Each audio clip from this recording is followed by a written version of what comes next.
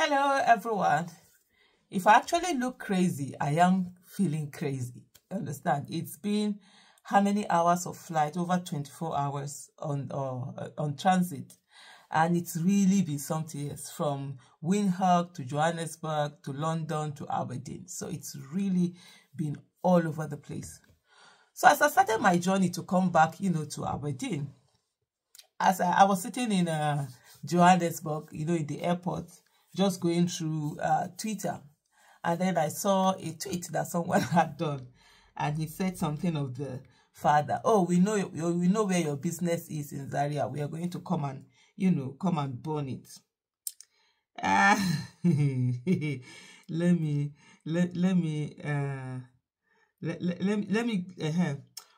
and this was a tweet from one Eniton Taiwo 88, and he says, we will burn down your distribution business in Zaria, then we move to Next, then Fidelity Bank. Let's start from there, since that's what you want. Olofus.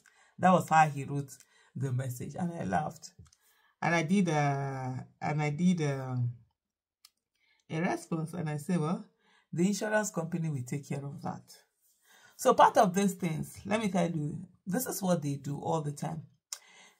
There's a whole lot of things going on, right? Both psychological war, physical war, emotional war, everything that can be used to attack you. So it's not, some people are like, oh, it's nothing, it's just some random. No, it's not random. It's actually very deliberate to send fear down, someone. And I said, there was also another reply I did. And I said, look, for me, I want to look for that exact reply. Okay, I said, at least me get business where person go threaten to burn. That's growth.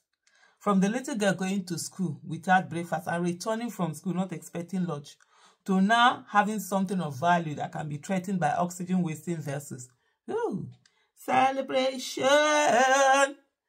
Let me add that even if I was to lose all my earthly possessions, I will still have my big mouth, call out incompetent and failed government, while starting from the scratch, even if it means hawking pure water on the streets of Abuja.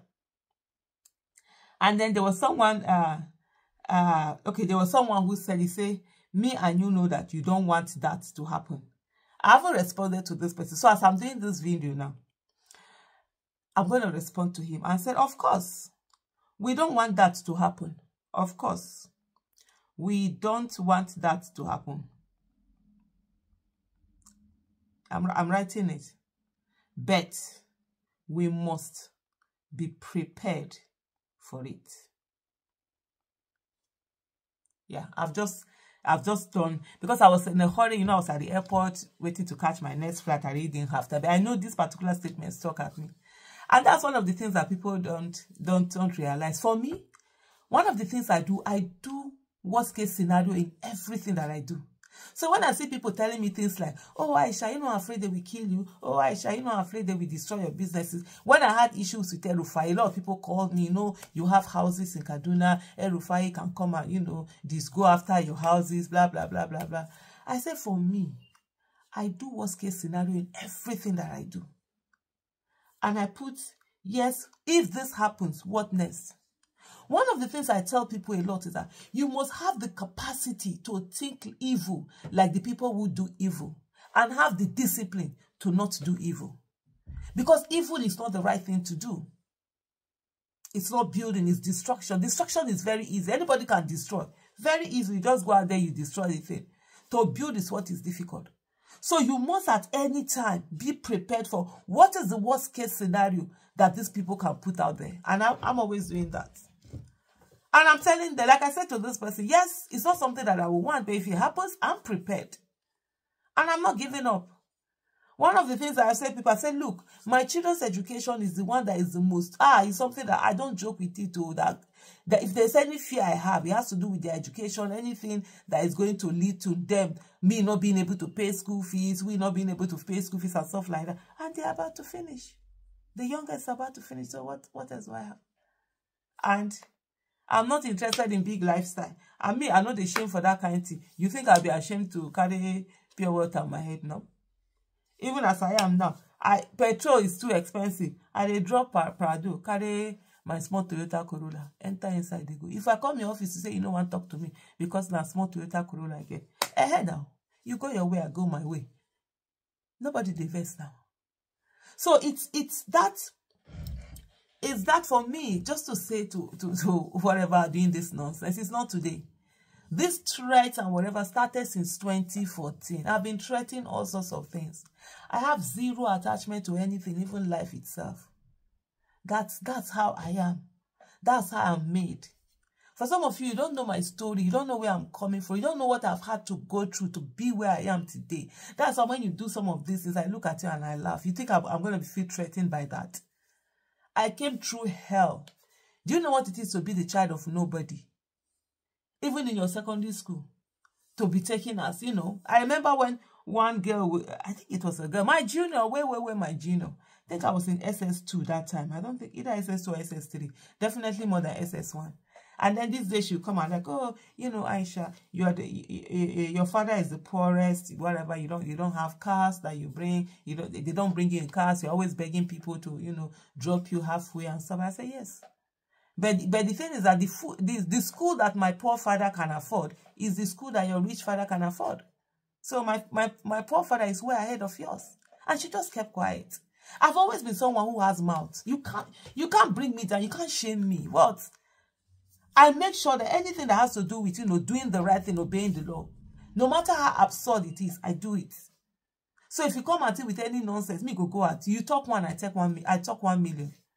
So all of this nonsense trying to tell me that, oh, we know we're business in this place and that one in those one, and the person will lose everything, he lose life. Even if you lose life, me talk, even if I lose life, you now go come down that side by the grace of God, and I will still oppress you. The way we are not oppressing for this place. One of the things that I say to people a lot is the fact that killing me is the worst thing anybody can do. Because when you kill me now, all the words I've done, all the videos I've done, I've said a lot of things that people don't even bother about. They really don't care, of course, because I'm still alive. Now, when you're alive, nobody they care about what you say. But if I was to die now, people will begin to see meanings, will listen, and it's going to be more powerful. So, you can't take away my voice, even if I'm no more. That one, by the grace of God, I know that is guaranteed. You can't take away my voice because there's so many things that I've said. That's why for me, I don't keep anything. I don't keep for tomorrow what I'm going to do today. I don't keep for tomorrow what I'm going to say today. Whatever it is, so I will say it. If not die, let us all die. My people say, I have so I got go.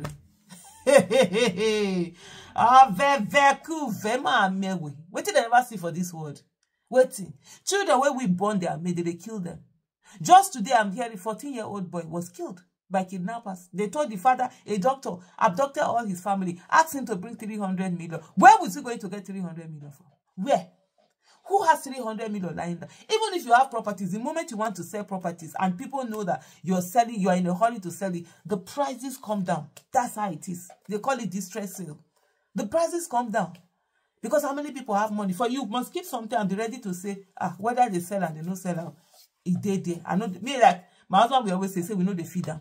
We know they give her water. It just did there. All you do is that you will pay insurance on top. And I always say to people, I don't joke with insurance. Whether my business, properties, whatever, I don't joke with insurance. So what is it that you're going to tell me? I will do this. Very cool. Me know they ask for contract for anybody. Me know they ask for appointment. Me know they ask for nothing. And I am. The time I was hungry, as a child, I was growing up, no food to eat.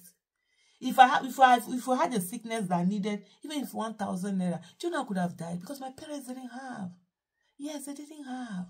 I could have died. So when I see myself today, there are so many of my contemporaries who died. Recently, they said, oh, cholera, there's outbreak of cholera. I really didn't feel anything because growing up, every year there was outbreak of cholera. Every year of my childhood, every year of my teenagehood, every year until I left the area where I got married and left the area where we were born. Every year there was, I mean, I thought it was a normal thing. Every year, you know, it will win off a sort of like calling some people away. Because death was a normal thing for us. It was always like, oh, which house has he entered? Which house has he not entered? Because there was outbreak of cholera, there will be outbreak of meningitis. When there is heat, there will be outbreak of meningitis. This in IDH, there is this infectious disease hospital. That was a normal thing. Our people stayed there. most of the people in our area, and then when they will now die as children, we will be looking for, there's this thing. Oh, Lord have mercy. If I'm to talk about my story, I've never. If many people think they know me, I've never talked about my story. I've always been in this fighting mode, survival mode, fighting, getting out of that poverty that we're born into. Not even born into, that we found ourselves when our father lost everything. I remember my sister in 2014 telling me that was the first time she saw me crying, because that was the first time I sat down. I could relate my life, and looking at it with Chibok girls, it was almost similar, and it broke me.